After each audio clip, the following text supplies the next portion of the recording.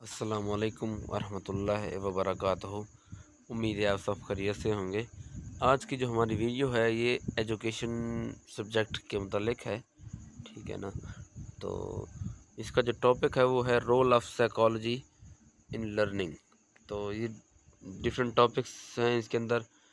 Easy wording में मैंने इस्तेमाल किया ताकि आपके नोट्स भी तैयार हो जाएं और पेपर के लिए आसानी हो, ठीक है ना। तो शुरू करते हैं। All those changes and modification, ये दोनों एक ही चीज़ है, मतलब तब्दीली, ठीक है ना। In the behaviour of individual which he experiences during his life time, ठीक है ना। एक बंदा जिसके बिहेवियर में चेंजेस या मॉडिफिकेशन या मतलब तब्दीली आ रही है, मस्बत तब्दीली आ रही है, ठीक है ना। उसके एक्सपीरियंस हो रहा है, उसकी ज़िंदगी में जो है ना एक्सपीरियंस हो रहा है, उससे ये गलती हो रही है, फिर उसे एक्सपीरियंस होता है, उसमें तब्दीली आ जाती है कि ये नहीं करना चाहिए था, या कोई काम इस तरह से नहीं इस तरीके से करना चाहिए था। तो ये लर्निंग होता है, सीखना होता है, ठीक है ना। According to Kingsley and R Garry, इन्होंने 1957 में, ये आपके MCQs आ सकती है, ठीक है ना। Learning is the process by which behaviour is change through the practice और ट्रेनिंग। किसी चीज़ को प्रैक्टिस या ट्रेनिंग करने के ज़रिए से जो है ना किसी के बिहेवियर में जो चेंजेस आते हैं उसे हम लर्निंग कह सकते हैं। अब एक बात समझ लें, ये जो मैंने आपको डेफिनेशन दी है किंग्सले और गैरी की, ये आपके MCQs के तौर पर भी आ सकते हैं, क्योंकि वन लाइन जो है ना डेफिनेशन है, ये आपके MCQs के तौर पर आएगी और कहेंगे कि ये किसने दिया है डेफिनेशन, या ये किस बारे में है, ये किस ये लर्निंग को कहा जाता है कि ये डेफिनेशन किस चीज़ की है, लर्निंग की है, ये किसने दी है और ये किस सन में जो है ना 1957 में दी है।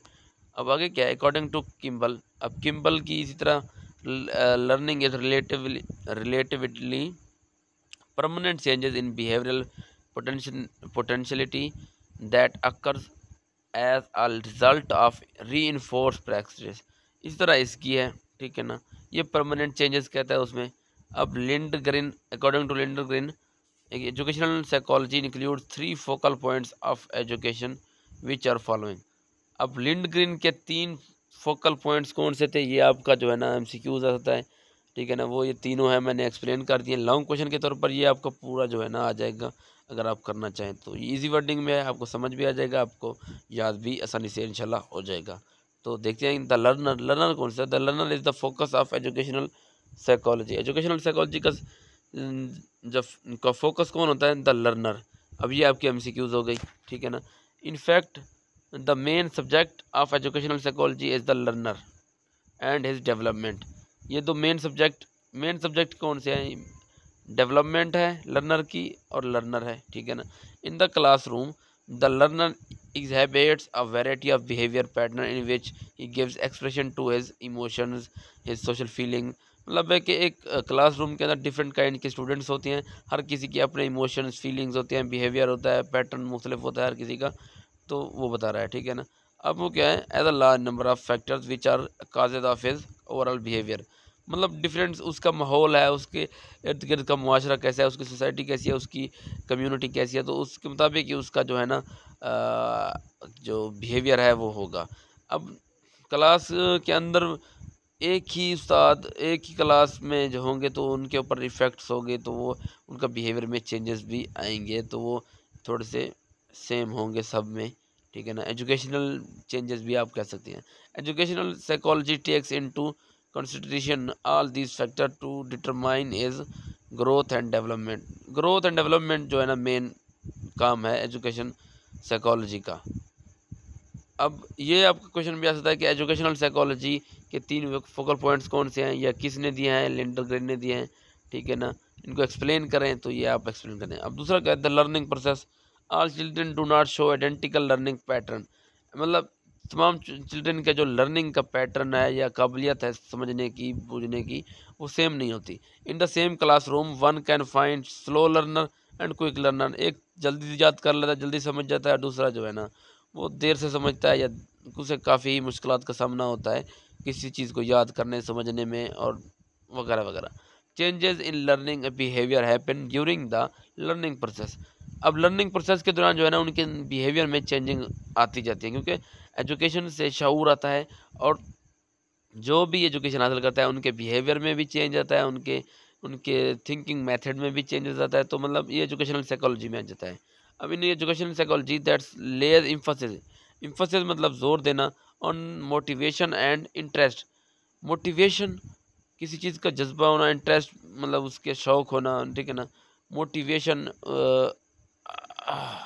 मोटिवेशन का आपको पता है, मोटिवेट करना किसी को, ठीक है ना। As the requirement to good learning, मतलब गुड लर्निंग की एक अहम रिक्वायरमेंट है जो है ना, मोटिवेशन को इंक्रीज करना है, पर जोर देना है, और इंटरेस्ट पर, ताकि ज़्यादा इंटरेस्ट हो इनका स्टडी की तरफ। In addition to these two factor we can regard memory, habits, intelligence, aptitude and other important factor which contribute in the learning process, ठीक है ना। ये उनके फैक्टर्स हैं। अब last but not the least, the learning situation और environment. अब किस इन्वायरमेंट के अंदर वो जो है ना लर्न कर रहे हैं, ये बहुत अहम है। सिचुएशन कौन सी है, कॉन्टेक्स्ट कौन सा है। The learning situation is refer to the inside and outside environment of the classroom. Inside और आउटसाइड द मतलब क्लास के बाहर और अंदर का जो माहौल है वो कैसा है। क्लास के अंदर उनके उसके दोस्त हैं नहीं है, टीचर उनके साथ कैसा बिहेव करता है, मतलब मुख्तलिफ हैं। अभी क्लासेस बाहर भी होती हैं, अंदर भी होती हैं, करिकुलर और को करिकुलर एक्टिविटीज़ होती हैं। तो ये इन्वायरमेंट के ऊपर आ जाता है। The teacher is the central point of the learning situation. अब लर्निंग सिचुएशन में, अब यहाँ जो है ना आपका एमसीक्यूज कन्फ्यूजन आ जाता है कि लर्निंग सिचुएशन में सेंटर पॉइंट जो होता है वो टीचर होता है, जबकि centre point focus main subject of the educational psychology learner and development है। और यहाँ क्या है, क्विक चेंजेस यहाँ नहीं है शायद, ठीक है ना।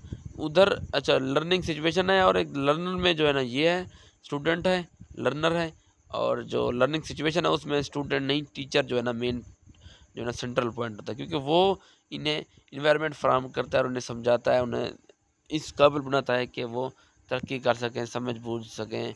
अब खुद उनका उनमें शऊर उजागर करता है। Of the learning process his knowledge of individual differences techniques, उससे डिफरेंट तरीके आते हैं, तरीके मतलब कि किस तरह से वो डिफरेंट स्टूडेंट्स को जो है ना पढ़ाए समझाए उनको। And evaluation all help to create congenial learning situation in the classroom, मतलब डिफरेंट एक ही क्लासरूम में डिफरेंट स्टूडेंट्स होते हैं, तो मुख्तलिफ वो जो है ना हर बे इस्तेमाल करता है तमाम स्टूडेंट्स तक अपनी बात को पहुंचाने के लिए। तो ये आपके नोट्स हो जाएंगे। कोई चीज़ में वर्ड थोड़ा आपको मुश्किल लगे तो आप गूगल से उसका ट्रांसलेशन भी कर सकते हैं, ठीक है। तो उम्मीद है आप सबको वीडियो अच्छी लगी होगी। तब तक मिलते हैं नेक्स्ट वीडियो में, तब तक अपना ख्याल रखिएगा। अल्लाह हाफ़िज़।